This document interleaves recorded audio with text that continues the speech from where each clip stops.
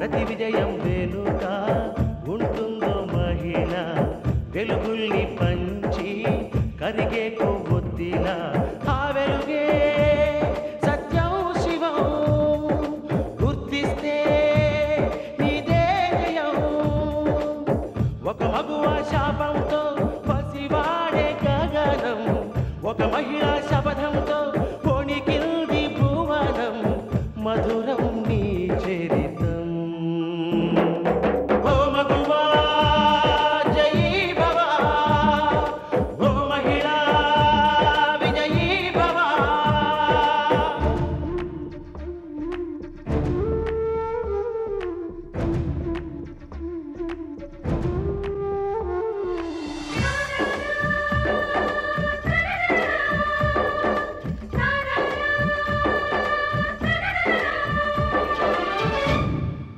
ఒట్టి మాటతో ఒక్కనాటికి రాదు రాదు జయము చిత్తశుద్ధితో చెమట ఓడ్చితే అందదా విజయము పిడుగు రాలిన అడుగు ముందుకు వేయుటే ధైర్యము మనసు చూపిన మార్గ మొదలక సాగని పయనము అంతులేనిది నీ సహనము సాటి లేనిది నీ త్యాగము బతుకు బాటలో ఎన్ని వెతుకులాటలో మలుపు మలుపున ఎన్ని ఆటుపోటులో గెలుపే నీ ధ్యేయం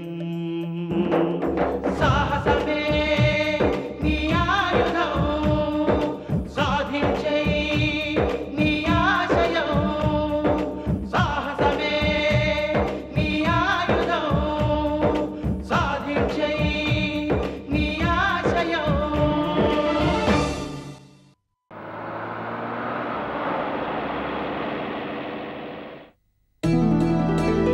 డాడీ రామ్మా రా రా రా రా రా రా రా.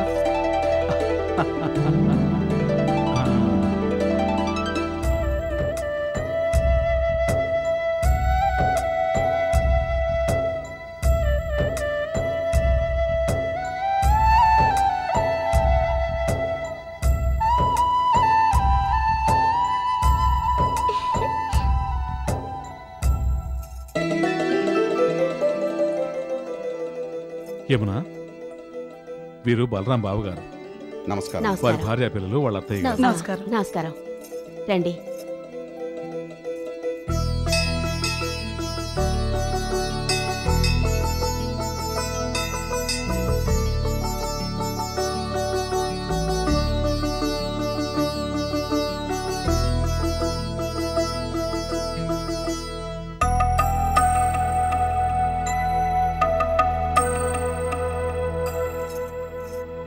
నాన్న ఆ, ఆ పాపకెందుకు శాలువా కప్పి మాల వేస్తున్నారు అమ్మవారి ఉత్సవాలకు నాయుడు గారింటి ఆడపిల్లే అఖండ జ్యోతి వెలిగించాలి అది ఈ ఊరి ఆచారం ఆ పాప నాయుడు గారి పాప కదా అందుకే తొలి మర్యాదలు నేనే కనుక నాయుడు గారి ఇంట్లో పుట్టింటే ఆ మర్యాదలన్నీ నాకే జరిగేవి కదా మర్యాదలను మనం ఆశించకూడదమ్మా ఆ మర్యాదలే మనల్ని ఆశించాలి నీ తెలివితేటలకి మర్యాదలే నిన్ను వెతుక్కుంటూ వస్తాయి ఆ, దేవుడి దండ పెట్టమ్మా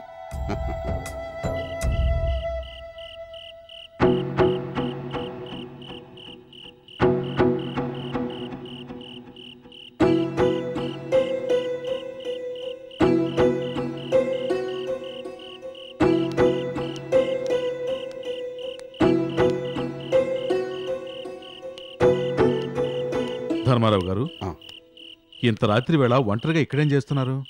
నిద్ర పట్టక కొత్త చోటు కదా, అంత తొందరగా రాదులేండి. అందుకు కాదు మరేమిటి? మా చెల్లెలను చూడాలని ఎంతో ఆశతో వచ్చాను కానీ ఇంతవరకు చూడలేకపోయాను నా చెల్లెలు గుర్తురాని క్షణం లేదు అందుకే నిద్ర రావట్లేదు నిజమే ధర్మారావు గారు, ఆత్మీయులు దూరమైనప్పుడు నిద్ర రాదు. 5 ఏళ్ల నుంచి నా పరిస్థితి అదే. మీ బాధ తెల్లవారితే తీరుతుంది, కానీ నా బాధ పోయేంతవరకు ఉంటుంది. అంత బాధ మీకేమిటి? కన్న కూతుర్ని ఈ చేతులతోనే చంపుకున్నాను. నాయుడు గారు, అవును ధర్మారావు గారు, 5 ఏళ్లుగా ఈ గుండెల్లో రగులుతున్న బాధను ఎవరితోనూ చెప్పుకోలేకపోయాను, నా భార్యతో కూడా. కానీ మీతో చెప్పుకోవాలనిపిస్తోంది. ఎందుకంటే బాధపడే మనసే ఎదుటి మనసు పడే బాధను అర్థం చేసుకోగలదు కాబట్టి. ప్రేమ కోసం మీరు కన్న ఊరే వదిలారు, ఊరి కోసం నేను కన్న కూతుర్నే వదులుకున్నాను. మరి కవిత? నా కన్న బిడ్డ కాదు, నా పెంపుడు బిడ్డ. ఊరిని, నా భార్యని నమ్మించడానికి సూత్రధారిగా నేను ఆడుతున్న నాటకంలో పాత్రధారి ఈ కవిత. అది సరే, ఎంతకీ కన్నబిడ్డను చంపుకోవాల్సిన అవసరం వచ్చింది? అదృష్టవంతురాలుగా పుట్టాల్సిన ఆడబిడ్డ ఊరికి అరిష్టం తెచ్చే దురదృష్టవంతురాలుగా పుట్టింది. తక్షణమే ఆ బిడ్డను అంతం చేయమని బైరాగి చెప్పాడు. అతని మాటలు నమ్మి నా బిడ్డను నేనే చంపుకున్నాను. ఎంత పని చేశారండి! ఏమిటండి మీరు చేసిన పని? అసలు ఈ జాతకాలు, జ్యోతిషాలు ఒట్టి బూటకం. ఎవరో బైరాగి ఏదో చెప్పాడని కన్న బిడ్డను చంపుకుంటారా? అన్నీ తెలిసిన మీరే ఇలా మూర్ఖంగా బిహేవ్ చేస్తారా? ధర్మారావు గారు, ఆ సమయంలో నా బుద్ధి మందగించింది. మీలా నచ్చజెప్పి ఎవరు లేకపోయారు. బిడ్డ జన్మకాలం ఖచ్చితంగా పూజారి చెప్పలేకపోయాడు కాబట్టి లెక్కించటంలో పొరపాటు జరిగింది. పూజారి చెప్పిన జననకాలం ప్రకారం బిడ్డ ఊరికి అరిష్టమని బైరాగి తేల్చాడు. నేను తొందరపడ్డాను. జననకాలం లెక్కించటంలో పొరపాటు జరిగిందని బిడ్డను చంపుకున్న తర్వాత కానీ నాకు తెలియలేదు. అప్పుడు తెలిసే ప్రయోజనం? నా అదృష్టానికి నేనే నీళ్లు వదులుకున్నాను.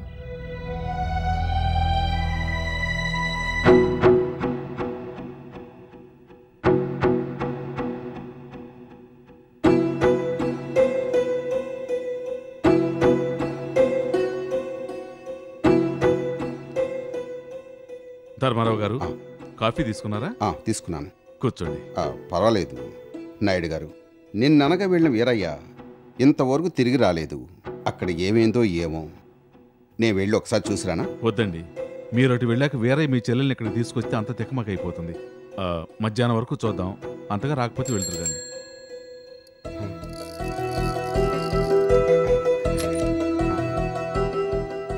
నిన్ననగా వెళ్ళిన వాడు ఇప్పుడే రావడం. లక్ష్మి ఎక్కడరా? వాడు కనిపించారా? లేదయ్యా. అంటే అయ్యా, ఆ ఊళ్ళో కూడా బలరాం చెడు సావాసాలు మానలేదట. దొంగసారా కాస్తుంటే ఆ ఊరి వాళ్ళందరూ కొట్టి తరిమేశారంట. ఎక్కడికి వెళ్ళారంట? ఊరు వదిలి 4 నెలలు అయిందట. ఎక్కడికి వెళ్ళారో తెలియదయ్యా.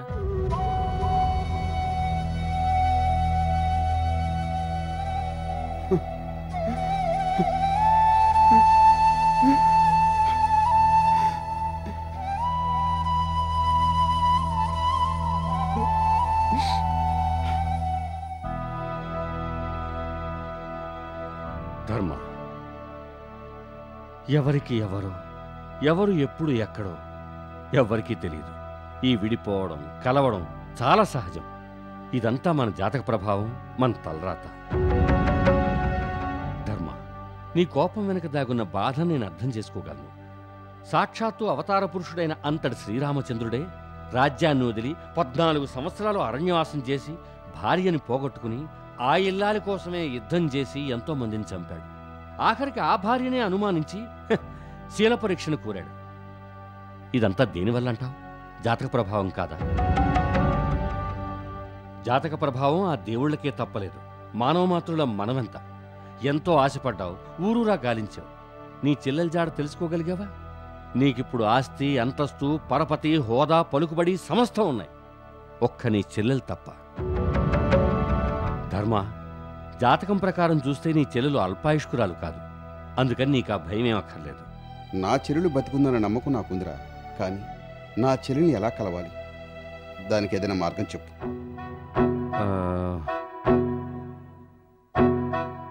పోనీ దినపత్రికలో ప్రకటన ఇచ్చి చూడు. మీరు భలేవారండి. అన్నయ్య గారికి మీరిచ్చే సలహా ఇదా? పేపర్లో ప్రకటిస్తే ఆ బలరాంకి తెలియదా ఏంటి? తెలిస్తే మాత్రం వాడేం చేస్తాడు? నాకు కావాల్సిన నా చెల్లెలు. ఒరేయ్, వెంటనే పేపర్లో ప్రకటిస్తాను. వెళ్ళొస్తానరా. రామవరం గ్రామ కాపురస్తుడైన మండపాక బలరాం, అతని భార్య లక్ష్మి చాలా కాలంగా కనిపించడం లేదు. వారి వివరాలు తెలిసిన వారు ఈ క్రింది చిరునామాకు తెలియజేయవలసిందిగా కోరడమైనది. అమ్మా లక్ష్మి, నీ గురించి కళ్ళు కాయలు కాచేలా ఎదురుచూస్తున్నావమ్మా. నువ్వెక్కడున్నా సరే నీ వివరాలు ఈ దిగువ చిరునామాకు తెలియచేయవలెను. ఇట్లో మీ అన్నయ్య ధర్మారావు. ఏమండి, ఏమిటండి ఇదంతా? అంతకుమించి ఏం చేయాలో నాకు తోచలేదు. తోచలేదని పేపర్లో ప్రకటన ఇస్తారా? పైగా మన అడ్రస్ కూడా ఇచ్చారు. లక్ష్మికి తెలిస్తే ఆ బలరాంకు తెలియకుండా ఉంటుందా? ఒకవేళ లక్ష్మికి తెలియకుండా బలరామే ఈ ప్రకటన చూస్తే నిన్ను బ్రతకనిస్తాడా?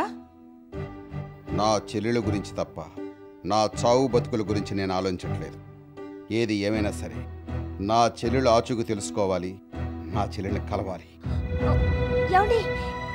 అమ్మా, శాంతి, తన చెల్లెల మీద ప్రేమతో మన మాట అల్లుడు గారు పట్టించుకోరు. అందుకే మన జాగ్రత్తలో మనం ఉండాలి. కత్తి ఎక్కడుంది? ఎందుకమ్మా? ఈ ప్రకటన చూసి అల్లుడు గారిని చంపడానికి బలరాం తప్పకుండా ఇక్కడికి వస్తాడు. మన గడపలోకి రాకముందే వాడిని నేను అంతం చేస్తాను.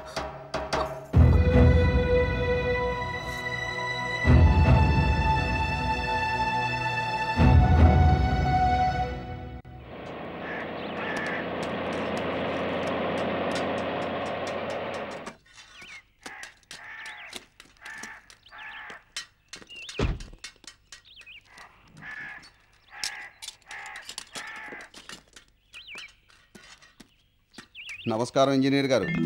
నమస్కారం సార్. నేను వచ్చింది కూడా చూడకుండా పేపర్లో లీనమయ్యారు. ఏమిటి వార్తలు? మీ చెల్లెలు గురించి మీరు ఇచ్చిన ప్రకటన చూస్తున్నాను సార్. తమ చెల్లెలు గారు బావగారు తప్పిపోయారా? తప్పిపోలేదు, తప్పించుకు తిరగడం లేదు. కానీ నేను నా చెల్లెలు తలో దిక్కయ్యాం. ఈ ఇంటికి లక్ష్మీ నివాస్ అని మా చెల్లెలి పేరే పెట్టబోతున్నాను. పేరు పెట్టదగ్గ పెన్నిది నా చెల్లెలు. నా జీవితాన్ని మలుపు తిప్పిన త్యాగమూర్తి. అంటే ఒకప్పుడు నేను అమాయకుణ్ణి, పిరికివాణ్ణి. మా ఊరి దృష్టిలో, మా వాళ్ళ దృష్టిలో ఎందుకు పనికిరాని అసమర్థుని. నాలోని పిరిగితనాన్ని పోగొట్టి ధైర్యం నూరిపోసింది నా చెల్లెలు. నా అమాయకత్వానికి అడ్డుకట్ట వేసి నాలోని ప్రయోజకత్వాన్ని నాకు తెలియపరిచింది. ఏ మనిషి అసమర్థుడు కాడు, నువ్వు తలుచుకుంటే సాధ్యం కానిది ఏది లేదు, అసాధ్యం అన్నమాట మర్చిపో అంటూ నా చెల్లెలు నా వెన్ను తట్టింది. నా చెల్లెలు ఇచ్చిన ఉత్సాహ ప్రోత్సాహాలే నేను పైకి రావడానికి కారణం. నేనెంత గొప్పవాడినైనా నా చెల్లెలు త్యాగం ముందు దిగదుడిపి.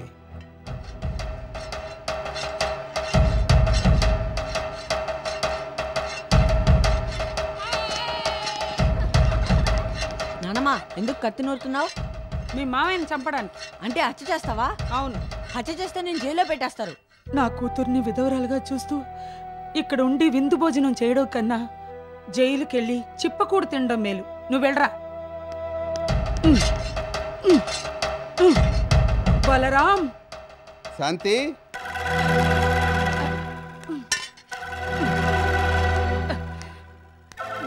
శాంతి, శాంతి.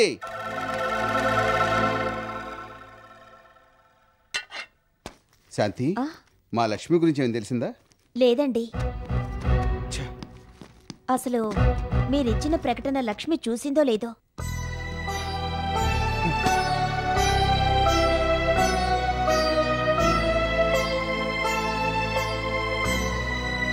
ఓం జాతవేదసే సునవామసోమరాదీయతో నిదహాతి వేదః ననః పరుషరితి దుర్గాని విశ్వానావేమ సింధుం సరితాత్యగ్నిః తామగ్నివర్ణాం తపసాజ్వలంతిం వైరోచనిం కర్మఫలేషు దుష్టా.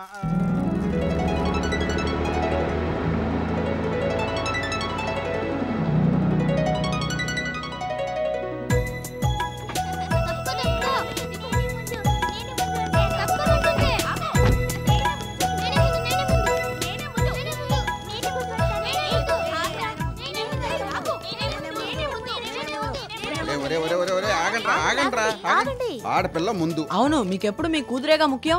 చూపించవే. 90, 95, 100, 93, 98. అబ్బో, వెరీ గుడ్. నా బంగారం. తీసుకో. నాయనా జయకృష్ణ, నీ చూపించు. ముందు వాళ్ళ రిపోర్ట్ చూసి తర్వాత నా రిపోర్ట్ చూడండి.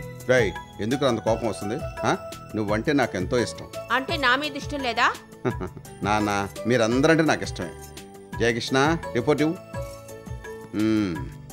20, 28, 27, 30, 15, 22.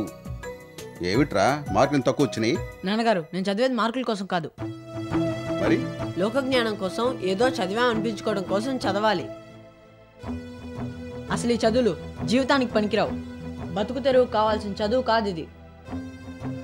చదువుకొని వాల్మీకి లాంటి వాళ్ళు ఎందరో మహానుభావులు మనకు మార్గదర్శకులు అయ్యారు. అల్లుడు నిన్న టీవీలో వచ్చిన సినిమాలో డైలాగులే అప్పచెప్తున్నాడు. అంతేందుకమ్మమ్మా, నానేం చదివారు? ఎలిమెంటరీ స్కూల్లో వానాకాలం చదివేగా. కానీ ఇవాళ మా నాన్న పొజిషన్ ఏంటి? దానికి కారణం ఎవరు? లక్ష్మణ్ ఇచ్చిన ధైర్యంతో ఇంత గొప్పవాణ్ణని నాన్నగారే చెప్తూ ఉంటారు కదా. అలాగే చదువులో గొప్ప అనిపించుకున్న నా చెల్లెలు హిందూ సలహా ఇస్తే నేను గొప్ప అవుతాను.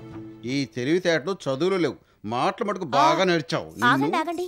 ఈ వయసులోనే తెలివిగా ధైర్యంగా తన మనసులో ఉన్నది మీకు చెప్పాడు కదా. కానీ మీరు పెళ్ళయ్యే వరకు మీ నాన్నగారితో న్యాయమైన విషయం కూడా ధైర్యంగా మాట్లాడారా? పెద్ద కొడుకు మీద ఈగ కూడా వాళ్ళనివ్వు కదా. ఇందా నానా వినోద్, నీ సంగతి ఏమిటి? ఇదిగో నాన్న. 35, 37, 37, 38, 36. ఏమిట్రా ఈ అత్తసరి మార్కులు? నాన్న పాస్ మార్కులు ఎన్ని? 35. 35 వస్తే చాలుగా, పాస్ అయినట్టేగా. 36 మార్కులు వచ్చినా 100కు 100 మార్కులు వచ్చినా పాసే కదా. 100కు 100 వచ్చాయని డబుల్ పాస్ ఉండదుగా. అందుకని అనవసరంగా ఈ మార్కుల గురించి స్ట్రెయిన్ అవడం ఎందుకని పాస్ మార్కులు ఎన్నో అన్నే తెచ్చుకున్నాను. ఆహా, ఎంత స్వార్థపరుడురా. ఇందా నానా బాలాజీ టివ్వు. 66, 70, 75, 87. Okay, not bad. సరిగ్గా రాస్తే 100% వచ్చేది. నేను సరిగ్గానే రాశాను, కానీ నా మీద కోపంతో టీచరు మార్కులు తక్కువ వేసింది. మిస్సుకు నీ మీద కోపం ఎందుకురా? ఐస్ క్రీమ్ కొనుక్కోటానికి రూపాయలు ఇచ్చావుగా. అవును ఇచ్చాను. ఐస్ క్రీమ్ కొనుక్కుని తింటుంటే మా టీచర్ అడిగింది, నేను ఇవ్వలేదు. ఆ కోపంతో మార్కులు తక్కువ వేసింది. శాంతి, నీ మూడో కొడుకు నెపం ఎదుటి వాళ్ళ మీద వేస్తాడు కానీ తన మీద తప్పు ఉంచుకోడు కదా. నాన్న, నాకు 90 కన్నా ఎక్కువ వస్తే సైకిల్ కొనిస్తానన్నావుగా. అవునమ్మా. మరి నాకు 100కి 100 వచ్చాయిగా. Very good. రేపే నీకు సైకిల్ కొనిస్తా, సరేనా? నాకు మాత్రమేనా? మరి నువ్వు ఒక్కదానివే కదమ్మా 90 పైగా మార్కులు తెచ్చుకున్నావు. నా ఒక్కదానికే కాదు, మా నలుగురికి కొనాలి, లేకపోతే నాకు సైకిల్ వద్దు. సరేనమ్మా, నువ్వు చెప్పావు కదా, అందరికి సైకిల్ శాంక్షన్.